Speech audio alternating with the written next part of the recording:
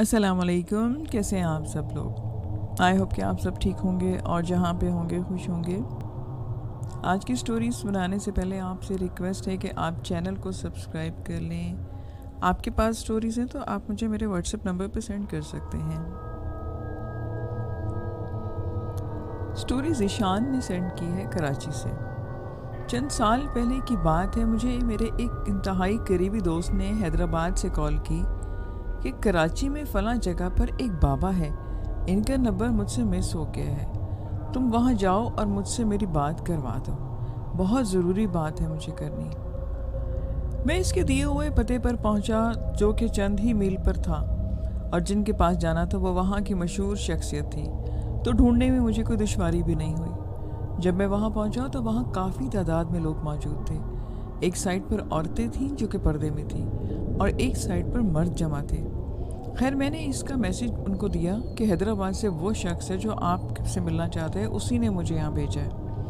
वहाँ रश की वजह से शायद मेरा पैगाम वहाँ तक नहीं पहुँचा। खैर, मैं एक बड़े हॉल में बैठ गया जहाँ सब पर बैठे हुए थे। कुछ देर के बाद नूरानी चेहरे वाला नौजवान, जिसका रंग लाल सुर्ख और बाल सुनहरे लंबे थे, वो जैसे अंदर आए तो इनको देखकर तमाम लोग उनके एहतराम में एकदम से खड़े हो गए। उन्होंने सबको बैठने का इशारा किया तो तमाम लोग बैठ गए। वो भी अपनी जगह पर बैठ गए और कहा कि जी बताएं कौन कौन आया है, आप सब अपना मसाइल बयान करें। किसी ने कुछ और किसी ने कुछ अपने मसाइल बताए। पर्दे में ख़वातीन भी अपने मसले बता रही थीं। मैंने मुनासिब नहीं समझा कि इस तरह जाकर इनसे कुछ कहूँ, तो मैं अपनी बारी का इंतज़ार करने लग गया। कुछ ही देर गुजरी थी कि दरवाजे के बाहर शोर शराबा शुरू हो गया। एक 12-13 साल की बच्ची 10 आदमियों को उठा उठा कर फेंक रही थी। सब बाहर की जानिब अट्रैक्ट हो गए। मैं भी बाहर देखने लगा तो मुझे मालूम ना था कि बाहर मामला क्या है।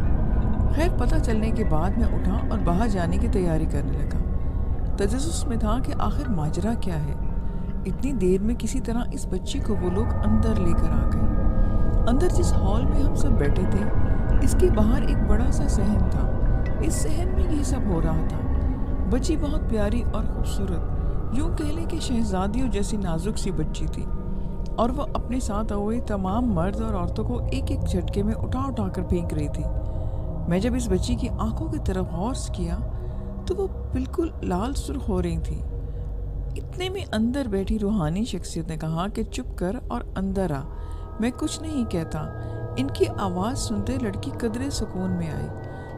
उन्होंने धमकी वाले लहजे में कहा कि आ रहा है या मैं आऊं, मगर लड़की सहन से हॉल की तरफ आने को तैयार न थी। आखिरकार वो खुद उठकर हॉल के दरवाजे की तरफ आए और आंखें बंद करके शहादत वाली उंगली से इसको इशारा किया कि लड़की वहां बेहोश होकर गिर गई। उन्होंने कहा कि इसको उठाकर अंदर लेकर आओ। जब उसको अंदर लाकर पर्दे में लिटा दिया गया तो वो जैसे सो गई। वो बाकी लोगों के मसाइल सुनने लगे, किसी को दम करते, किसी को तावीज़ दे देते। इसी दौरान काफ़ी वाक़यात हुए, मगर अभी भी लड़की वाला वाक़या मैं बयान कर रहा हूँ। मुझे क्या पता था कि यह खामोशी थोड़ी ही देर की है। अब वो लड़की उठ चुकी थी और इसने सब कुछ पलटना शुरू कर दिया। रूहानी शख्सियत अब गुस्से से इसको झाड़ पोंछ कर रहे थे। वो खामोश पुरसुकून हो गई। अब उन्होंने अपने करीब बैठे तमाम लोगों को कहा कि पीछे हट जाएं। सब पीछे को हो गए तो इस लड़की के सामने बिठा दिया गया। इसके साथ जो औरतें थीं उन्होंने बच्ची को पकड़ा हुआ था, बल्कि सहारा दिया हुआ था। उन्होंने सबको कहा कि छोड़ दो इसे, सब पीछे हो जाओ। अब उन्होंने आंखें बंद की और कुछ पढ़ना शुरू किया। अब लड़की जो खामोश थी एक बहुत ही खौफनाक मर्दाना भारी आवाज़ में उनको धमकियां देने लगी। ये सब देखकर मैं हैरान भी था और ये सब मैं पहली बार देख रहा था। काफ़ी देर तक वो एक ही बात करता रहा, नहीं छोड़ूंगा इसको, बल्कि मैं साथ लेकर जाऊंगा।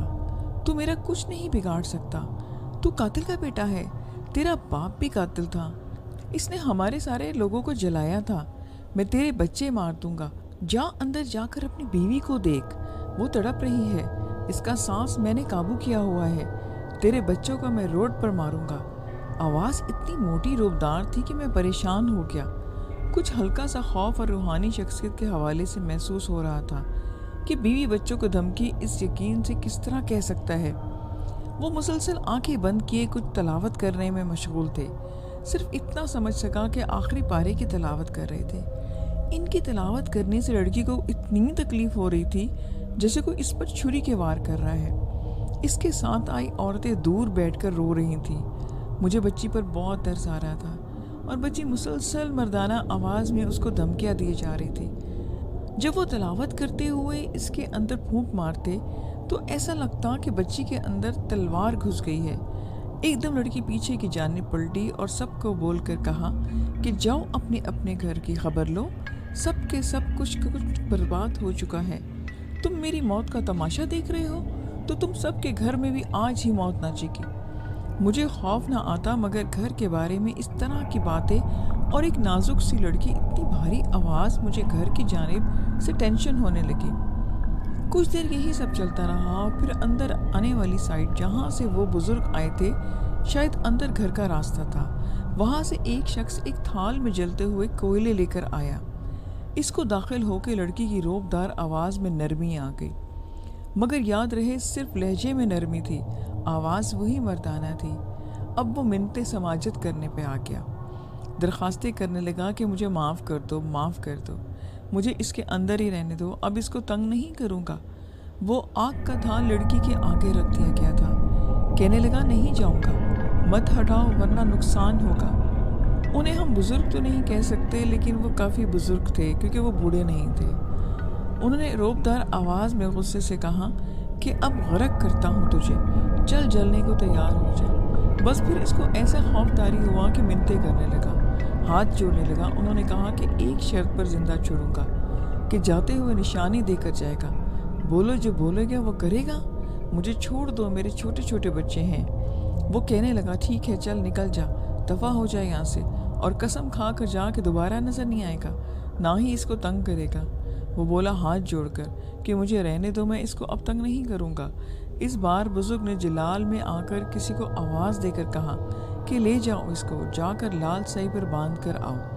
اب پھر وہ منت سماجت پر آ گیا، مگر انہوں نے اس کی ایک نہ سنی اور کسی نظر نہ آنے والی چیز سے مخاطب ہو کر کہا کہ جاؤ لے جاؤ اس کو، لال سائی کے باندھ کر آؤ۔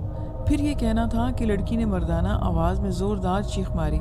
اس دوران وہاں کمرے میں لگا ہوا ایگزاسٹ فین جو دیوار میں لگا ہوا تھا وہ چل رہا تھا، مگر جیسے لڑکی نے آواز میں چیخ ماری اسی دوران وہ چلتا ہوا فین ٹوٹ کر چور چور ہو گیا اور کمرے میں آ کر گر گیا۔ پنکھا پہلے خطرناک آواز میں ٹوٹا تھا، اس کے بعد وہ زمین پر گرا۔ وہاں لڑکی بے ہوش ہو کر بیٹھ گئی اور حیرانی سے ادھر ادھر دیکھ رہی تھی۔ بزرگ بولے کہ پہلے ضد کر رہا تھا کہ دروازے سے نہیں جاؤں گا، مجبوری میں یہاں سے بھاگ رہا تھا، زور زبردستی میں پنکھا ٹوٹ گیا۔ خیر آپ لوگ جاؤ، اب بچی کو کچھ نہیں ہوگا، یہ دم والا پانی اس کو پلاؤ۔ لڑکی خود اٹھی اور اس کو پتہ ہی نہ تھا کہ اتنی دیر میں میرے ساتھ یہ سب کیا ہوا۔ تھوڑی دیر کے بعد ان سے میری ملاقات ہوئی اور میں نے اپنے آنے کا مقصد ان کو بیان کیا تو انہوں نے کہا کہ آپ گھبرائیں نہیں، کہ ہمارے روز کے معاملات ہیں اور ایسے واقعات یہاں پر ہوتے رہتے ہیں۔ نوشیرہ سے یہ کہانی وسیم نے سینڈ کی ہے، آئے میں آپ کو انہیں کی زبانی سناتی ہوں۔ یہ ایک سچ پر مبنی کہانی ہے جو میں آپ کو بتانے لگا ہوں، جو میرے ساتھ ہوا۔ لوگ اکثر کہتے ہیں کہ دوپہر کے وقت قبرستان جانا منع ہے کیونکہ دوپہر کے وقت زوال کا ٹائم ہوتا ہے، دوپہر کے وقت وہاں جنات کا سایہ ہوتا ہے۔ ہمارے بڑے بزرگ کہتے ہیں کہ دوپہر کے وقت قبرستان جانا منع ہے، عصر کے بعد جا سکتے ہیں، لیکن میں اس بات کو کبھی نہیں مانتا تھا کہ جنات کا سایہ ہوتا ہے، میں یہ نہیں مانتا تھا کہ جن ہوتے ہیں۔ ایک دن سوچا کہ آج دوپہر کے وقت ہی چلا جاتا ہوں، تو میں قبرستان کی طرف چل پڑا۔ گرمی بھی بڑی زیادہ تھی۔ وہاں جا کر میں پہلے قبروں کو پانی ڈالنے لگا۔ پانی ڈالنے کے بعد میں تھوڑا تھک گیا، گرمی کی وجہ سے میں نے سوچا کہ چلو کچھ دیر درختوں کی چھاؤں میں آرام کر لیتا ہوں، پھر دعا کرتا ہوں۔ ابھی مجھ کو بیٹھے ہوئے 1 منٹ بھی نہیں ہوا تھا کہ میرے کانوں میں ایک عجیب سی آواز آئی۔ پہلے تو میں اس پر توجہ نہیں دی، لیکن آواز دوبارہ سے آئی، کوئی مردانہ آواز تھی، جیسے کوئی بہت زیادہ اذیت میں ہو۔ میں کچھ سہم گیا۔ اب پھر خیال آیا میرے دماغ میں کہ دعا کرنے کے لیے چلا جاتا ہوں۔ میں قبر پر دعا کرنے لگا۔ میری عادت تھی جب میں دعا کرتا جوتے اتار دیتا تھا۔ ابھی میں نے دعا کے لیے ہاتھ ہی اٹھائے ہوں گے کہ وہ آواز پھر اونچی آواز میں آئی۔ اس قدر میں ڈر گیا تھا کہ میرے پسینے چھوٹنے لگے۔ میں نے اپنی دعا جاری رکھی۔ قبرستان کے چاروں طرف 4 دیواریں تھی۔ قبرستان کے باہر ایک کونے میں ایک لڑکی کھڑی مجھے آواز دے رہی تھی۔ میں نے سر اٹھا کر دیکھا تو وہ لڑکی مجھ کو میرے نام سے پکار رہی تھی۔ میں تو اس کو جانتا بھی نہیں تھا، بہت خوبصورت لڑکی تھی۔ جب دوسری آواز آئی کہ مامون مجھ کو بچاؤ، میں بہت اذیت میں ہوں، وہ آواز ایک قبر سے آ رہی تھی۔ میں نے اپنی دعا کو ادھورا چھوڑا اور وہاں سے بھاگ گیا۔ میں نے پیچھے مڑ کر دیکھا تو وہ لڑکی اتنی میرے پیچھے ہی آ رہی تھی، اور وہ لڑکی بہت خوبصورت نہیں تھی۔ میں نے جب اس کے پاؤں کی طرف دیکھا تو اس کے پاؤں پیچھے کو مڑے ہوئے تھے۔ میرے تو سارے جسم سے جیسے جان نکل گئی۔ میں نے دگنی رفتار سے بھاگنا شروع کر دیا۔ آواز مسلسل تیز سے تیز ہوتی جا رہی تھی، مامون مجھ کو بچاؤ، میں تکلیف میں ہوں۔ اور یہ کہ لڑکی، مامون رک جاؤ، بات سنو میرا، وہ عالم یقین جانو کہ میرا آخری دن ہوگا۔ میں اتنا بھاگا کہ اب مجھ میں ہمت بھی نہیں رہی تھی بھاگنے کی۔ میرا سانس پھول چکا تھا، گرمی سے میرا برا حال، پیاس سے میرا گلا خشک ہو رہا تھا۔ بھاگتے بھاگتے قبرستان کے باہر آیا تو آواز مسلسل آ رہی تھی۔ میں بھاگتا رہا، منہ میں درود شریف پڑھنے لگا، اور سامنے مجھ کو قبرستان کے باہر کچھ فاصلے پر مسجد نظر آئی تو میں بھاگ کر وہ مسجد کے اندر چلا گیا۔ میں اتنا ڈر گیا کہ سوچو کہ مت اللہ کا میں شکر ادا کرتا رہا کہ مسجد کھلی تھی اور میں وہاں بیٹھ کر سانس لینے لگا۔ درود شریف پڑھتا رہا اور ابھی مجھے اللہ کی یاد آنے لگی۔ رو کر میں نے اپنے مالک سے کہا کہ مجھے معاف کر دے، میں کسی مشکل میں پھنس گیا ہوں۔ پھر مسجد میں کسی کے داخل ہونے کی آواز آئی۔ میں نے سوچا آج میں گیا، دیکھا کہ ایک بوڑھا آدمی اندر آ رہا تھا۔ میں اس کے پاؤں دیکھے تو وہ ٹھیک تھے۔ میں سمجھ گیا کہ خدا نے میری سن لی۔ ابھی وہ بوڑھا شخص مسجد میں داخل ہوا تھا کہ آواز بھی آنا بند ہو گئی۔ وہ ظہر کی اذان دینے آئے تھے۔ میں نے نماز پڑھی اور اس کے ساتھ ہی میں اپنے گھر کی طرف مڑا۔ سرگودا سے یہ کہانی عثمان نے سینڈ کی ہے، جو کہ میرے ایک پرانے سبسکرائبر ہیں۔ میری شادی 2015 میں ہوئی تھی اور میں اپنی شادی شدہ زندگی سے بہت خوش تھا۔ میری بیوی شبانہ بہت اچھی اور خوبصورت تھی، میرا بہت ہی خیال رکھنے والی تھی۔ ہم دونوں ایک دوسرے سے بے انتہا محبت کرتے، لیکن کہتے ہیں نا کہ جو چیز دکھائی دیتی ہے وہ کبھی بھی ویسی نہیں ہوتی، وہ آنکھوں کا دھوکا ہوتا ہے۔ وہ میرے کالج میں پڑھتی تھی اور ہم دونوں کی شادی محبت کی شادی تھی، اس لیے میرے گھر والوں نے اس شادی کی بہت مخالفت کی اور مجھے منع کرتے رہے کہ ایک غیر برادری کی لڑکی سے شادی نہ کرو۔ مگر مجھ پر تو عشق کا ایسا بھوت سوار تھا کہ میں نے کسی کی ایک بات نہ سنی اور شبانہ کے ساتھ کورٹ میرج کر لی۔ ہماری شادی کے بعد میرے ابو نے مجھے جائیداد اور گھر سے بے دخل کر دیا تھا، لیکن کیونکہ میری جاب تھی اس لیے مجھے کچھ خاص فرق نہیں پڑا۔ میں شبانہ کو لے کر ایک فلیٹ میں آ گیا۔ ہماری زندگی کے دن بہت خوبصورت شروع ہو چکے تھے، لیکن ان خوبصورت دنوں کی عمر بہت ہی کم تھی، کیونکہ شادی کے 2 سال بعد ہی شبانہ نے عجیب و غریب حرکتیں کرنا شروع کر دیں۔ کبھی وہ ایک دم سے رونے لگتی اور کبھی ڈر کر چیخنے لگتی۔ میری سمجھ میں نہیں آ رہا تھا کہ اس کی بیماری کیا ہے اور ایسا وہ کیوں کر رہی ہے۔ وہ ہمیشہ کہتی رہتی کہ اس گھر میں عجیب و غریب آواز سنائی دیتی ہے اور ایک آدمی نظر آتا ہے۔ میں اس کی بات پر حیران ہو جاتا، کیونکہ مجھے نہ تو کوئی آوازیں سنائی دیتی اور نہ ہی کوئی نظر آتا۔ وہ زیادہ تر وقت اکیلی گزارتی۔ اسے آوازیں آتی جیسے کوئی رو رہا ہو، کوئی لڑ رہا ہو، لیکن کون جانتا تھا کہ ان سب کی حقیقت ایسی بھیانک ہوگی جو میری زندگی بدل دے گی۔ وہ ان سب باتوں کا ذکر اکثر میرے سامنے بھی کیا کرتی، لیکن میں نے اس سب کو شبانہ کا وہم سمجھا اور اس کی بات کو زیادہ اہمیت نہ دی۔ وہ ہمیشہ مجھ سے کہتی کہ وہ دیکھو وہ کھڑا ہے، وہ میرا سب کچھ لے کر جائے گا۔ میں شبانہ سے کہتا کہ یہاں کوئی نہیں ہے، یہ سب تمہارا وہم ہے۔ یہ کچھ دنوں کی بات ہے کہ میں نے تقریباً 40,000 کی رقم اس کو دی اور بولا کہ اسے سنبھال کر دراز میں رکھ دو۔ مگر جب اگلے دن مجھے ان پیسوں کی ضرورت پڑی تو میں نے شبانہ سے کہا کہ وہ واپس لے کر آؤ۔ وہ پیسے لینے گئی تو خالی ہاتھ واپس آ گئی اور بولی کہ وہ پیسے وہاں نہیں ہیں۔ میں بری طرح سے صدمے میں آ گیا۔ یہ کیسے ہو سکتا ہے کہ وہاں پیسے نہ ہو؟ وہ روتی ہوئی بولی کہ ضرور وہاں وہی لے کر گیا ہوگا۔ مجھے اس کی بات پر بہت غصہ آیا۔ یہ کیا کہہ رہی تھی؟ کس سے کہہ رہی تھی؟ میں نے کچھ دوستوں سے ذکر کیا تو انہوں نے بتایا کہ تمہاری بیوی پر جنات کا سایہ ہے، اس لیے ایسی کوئی مخلوق اس کو نظر آتی ہے۔ اس بات پر یقین کرنا میرے لیے تھوڑا سا مشکل تھا، کیونکہ میں بہت ماڈرن اور آزاد خیال کا ہوں، اس لیے میں ان باتوں پر یقین نہیں رکھتا تھا۔ شبانہ کی حالت دن بدن خراب ہوتی جا رہی تھی۔ پھر وقت گزرنے کے ساتھ ساتھ میں ایک اور بات نوٹس کرنے لگا۔ جیسے جیسے وقت گزر رہا تھا گھر کی چیزیں غائب ہو رہی تھیں، ٹی وی اور میرے 2 موبائل۔ آخر یہ کیا ہو رہا تھا؟ میں نے اس سے پوچھا تو اس نے کہا کہ وہی آدمی لے گیا سب کچھ، تم اس کو مار کیوں نہیں دیتے؟ اب میں بوکھلا گیا کہ آخر یہ سب کیا ہو رہا ہے۔ حالانکہ شبانہ کے زیور جو کہ لاکر میں رکھے ہوئے تھے وہاں سے بھی چوری ہو گئے۔ لاکھوں کے زیور کا صدمہ اپنی جگہ اور شبانہ کی حالت اپنی جگہ، میری تو زندگی ٹینشن میں آ چکی تھی۔ مجھے آہستہ آہستہ یہی لگنے لگا کہ یہ کوئی جن بھوتوں کا چکر ہے۔ اور پھر میری زندگی میں وہ رات آئی۔ یہ میری سدا کی روٹین تھی۔ میں دن بار کا تھکا ہارا رات 10 بجے سو جاتا تھا اور پھر صبح تک آنکھ نہ کھلتی۔ لیکن ایک رات اتفاق کہیں یا اس رات کو میری زندگی میں آنا تھا۔ خدا نے مجھے یہ سب دکھانا تھا۔ میری رات آنکھ 2 بجے کے قریب کھلی۔ میں نے جب کروٹ بدلی تو دوسری طرف دیکھا تو شبانہ بیڈ پر نہیں تھی۔ میں کچھ الجھ گیا، رات کے 2 بجے وہ کہاں چلی گئی؟ پھر وہ مجھے کچھ آوازیں بھی آنے لگیں۔ مجھے کچھ تجسس ہوا۔ میں کمرے سے باہر نکلا اور آوازوں کے تعاقب میں کمرے سے نکل کر لان میں آ گیا۔ پھر میری آنکھوں نے ایک عجیب و غریب منظر دیکھا۔ شبانہ لان میں مٹی کھود رہی تھی، جیسے اندر کچھ تلاش کر رہی ہے، اور تھوڑی دیر میں زمین مٹی برابر کر دی۔